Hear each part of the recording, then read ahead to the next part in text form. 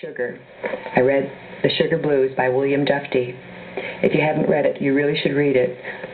On the back, you'll see pictures of William Duffy before and after. His puffy face turned into a very handsome face. This is Gloria Swanson's husband. And this book changed my life because I found out that sugar was making me crazy, as they say. The diet club, I did lose weight, but most of the diet clubs are high-protein diet. And that's not good because it just dehydrates the cells, and that's why people gain their weight back again. Well, another book that meant a lot to me about sugar was The Hidden Addiction and How to Get Free by Janice Keller Phelps and Alan Norris, and they're both MDs. And in it, we're talking about our war on drugs right now, and this is a wonderful book. And the doctors list the different drug addictions, and the basic addiction is sugar, the one we start out with. We give our babies sugar water in the hospital, and we put sugar on their oatmeal, and they eat sugar from the time that they're born and get into junk food.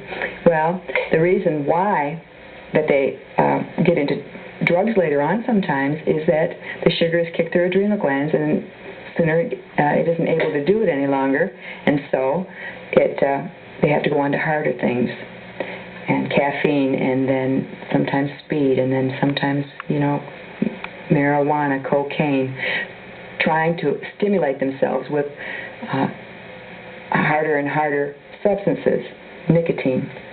Anyway, this book is another book that you should read. I found out my mother fainted one day, and they took her to the hospital, and they found out that she had hypoglycemia. I have a number of books on hypoglycemia. In fact, I bought one for my mom, and I read it before I gave it to her, and was very amazed to find out that I had the symptoms of hypoglycemia, which is fatigue, depression, irritability, schizophrenic mood swings. There's so many. In fact, if you would send me a double-stamped self-addressed envelope, I would send you a test on hypoglycemia, and so you could see if you have it too. I took the glucose tolerance test, which isn't really a very good, reliable test, and it was very uncomfortable to take. Hypoglycemia, when I went on the diet, which was, again, unfortunately, high-protein diet, it isn't the best diet, but it was better than the sugar binging and the way I had been before. Hypoglycemia can do a lot of ravages, and a lot of people have it from sugar, from the blood sugar swinging up and down. That's what happens. They eat something sweet, and the blood sugar will go up high, and then it will drop down again so low that you want to have something sweet again. I say that the cookies used to call to me out of the cupboard and say, "Come and get me," because I'd be so tired from my blood sugar dropping so low that I'd have to get another one. That's why we like sliver a cake to death or a pie to death. Well, I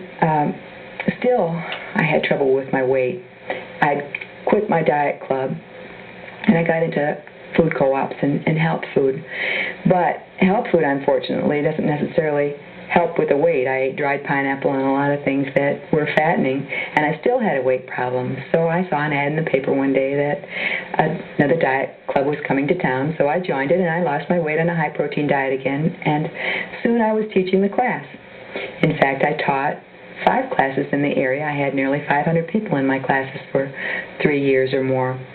And during that time, I checked into the hospital, and I had some minor surgery, and I had to take antibiotics, and I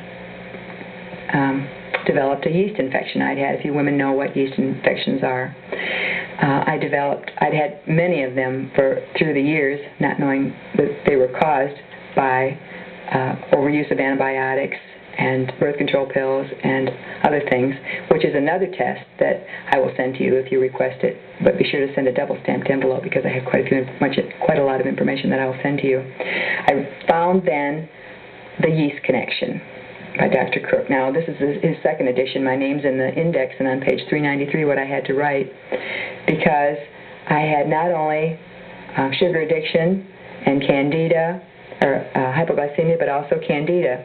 And some of the things that are the symptoms, it says on the back of the book, fatigue, irritability, digestive disorders, muscle pain, headache, memory loss, skin problems, hyperactivity, depression, and a lot of different things that this yeast disorder in your body causes. Now, what it's caused from is when you take antibiotics, for example.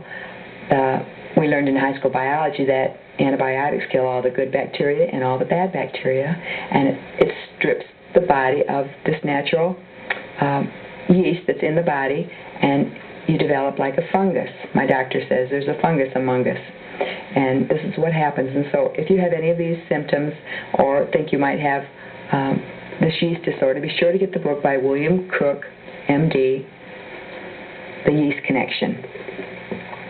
Well, as I said, I was still having trouble with my weight, and I remember one day I cried out to God to please help me, because my people in my classes would lose weight and they'd gain it back, and I would gain my weight and I'd have eating binges that I didn't know what was the matter with me.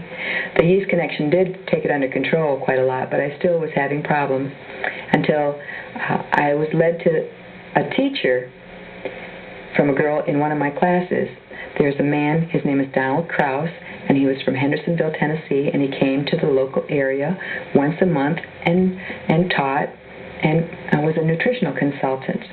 And so I went to him, and I found out so many things, unbelievable things, that I want to share with you, not only today, but in this series that I'm having with this show called Have I Got Good News for You. I took training with Don Krause for a year and learned so many, many things. And we know more about our cars than we know about our bodies, and we really need to take the time to learn. And one of my callings is to be a teacher of nutrition and health. Now, after I'd gone to Don, he taught that we should eat the way they did 200 years ago, with fruit in the morning, because morning is a cleansing cycle. From 2 a.m. until noon is a cleansing cycle. And then from noon until 8 p.m. is the digesting cycle. So once you start eating at noon, your body will digest during the afternoon. And the noontime, you're supposed to eat protein and vegetables, because protein and starches don't digest together. They dilute one another. And it can cause a lot of fatigue, and it can cause indigestion and heartburn when we eat the wrong combinations of food. The fatigue, you'll remember how you feel after Thanksgiving dinner when you have all kinds of different food combinations in your body, that how you feel tired, and that's just a sample of what happens when you don't combine right. And so once a person learns how to combine their foods properly, they'll have a lot more energy. Then at night, for the dinner meal, you have starch and vegetables. In a later program, we're going to go on and teach that in detail, the different things that you can eat. I also have information on it that is available from me.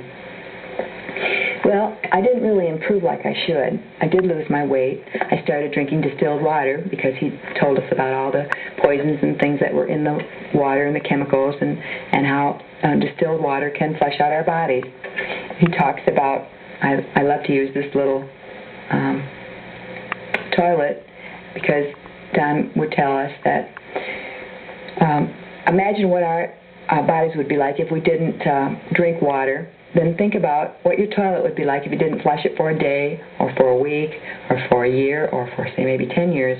So many people just drink pop. They don't drink water. We should be drinking water. We should be drinking distilled water. And he says half your weight in ounces of distilled water every day, a lot of it in the morning, that will flush a lot of the poisons and overweight and a lot of the toxins out of our bodies. Another thing that he tells that I really like is the checkbook concept.